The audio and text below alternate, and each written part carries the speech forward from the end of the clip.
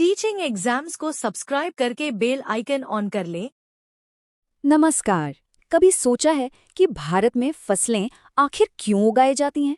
भाई, जवाब सिर्फ 2 शब्दों का है और वो 2 शब्द पूरी कहानी बता देंगे।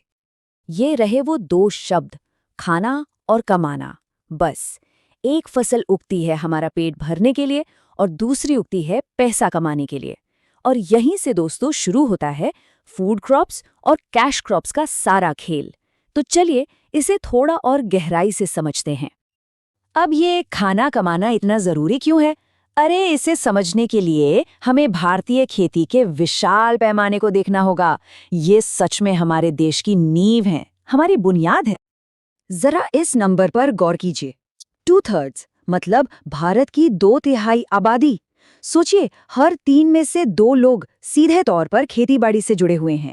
ये दिखाता है कि एग्रीकल्चर हमारी रग रग में बसा है।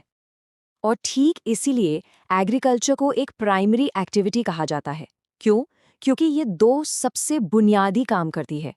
एक, हम सबके लिए खाना उगाना, और दूसरा, बड़ी बड़ी इंडस्ट्रीज जैसे कपड़ा या चीनी मिलों के लिए कच्चा माल यानी रॉ मटेरियल देना।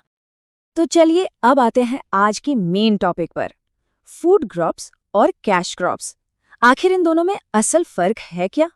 सबसे पहले हैं फूड क्रॉप्स यानी खाद्य फसलें। देखिए, नाम में ही इसका मतलब छिपा है। ये वो फसलें हैं जो मुख्य रूप से खाने के लिए, कंजम्पशन के लिए उगाई जाती हैं। मकसद एकदम सीधा है, पेट भरना, जैसे हमारी रोटी के लिए गेहूं। और दूसरी तरफ हैं कैश क्रॉप्स यानी नकदी फसलें। यहाँ कीवर्ड है नकदी, मतलब कैश, पैसा। ये फसलें किसान अपने खाने के लिए नहीं बल्कि बाजार में बेचकर पैसा कमाने के लिए उगाता है, जैसे कि गन्ना जो चीनी मिलों को बेचा जाता है। ठीक है, तो अब जब हम मतलब समझ गए हैं, तो आइए देखते हैं कि कौन कौन सी फसलें किस टीम में हैं। यहाँ देखिए, फूड क्रॉप्स की लिस्ट में है चावल, गेहूं, ज्वार, बाजरा जैसे मिलेट्स, मक्का, दालें और हमारे फल, सब्जियां। और कैश क्रॉप्स वाली टीम में है गन्ना, कपास, जूट, रबर, चाय, कॉफी और तंबाकू। बहुत हो गई थियरी, अब वक्त है एक मजेदार क्विज का। चलिए देखते हैं कि अब तक कितना याद हुआ। तैयार है? पहला सवाल आपकी स्क्रीन पर। इनमें से कौन सी एक कैश क्रॉप यानी नकदी फसल है? ऑप्शंस हैं गेहूं, ज्वार, धान या फिर गन्ना। सोचिए।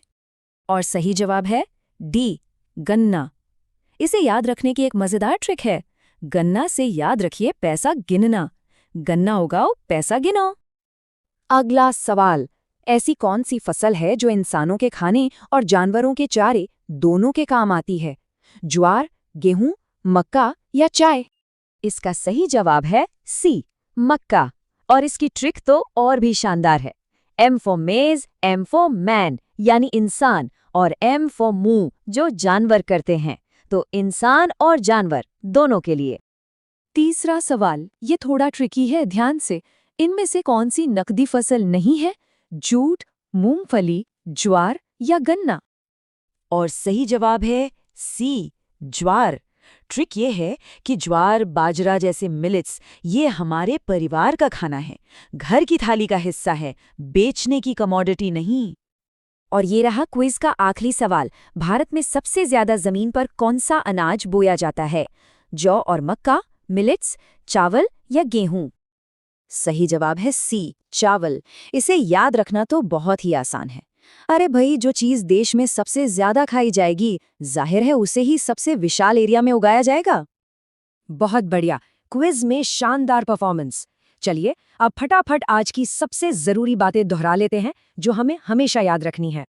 तो की टेकअवेज ये हैं, चावल और गेहूं भारत की मुख्य खाद्य फसलें हैं। सबसे ज्यादा जमीन पर चावल उगता है। मक्का भोजन और चारे दोनों के काम आता है। ज्वार सेंट्रल और साउथ इंडिया के कम बारिश वाले इलाकों की जान है। और सबसे बड़ा नियम, फूड क्रॉप्स खाने के लिए, कैश क्रॉप्स बेचने यानी कमाने के लिए। तो उम्मीद है कि अब ये पूरा कॉन्सेप्ट एकदम क्रिस्टल क्लियर हो गया होगा।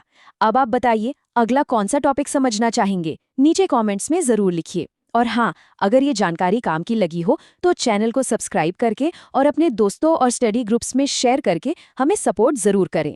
मिलते हैं अगले विश्लेषण में।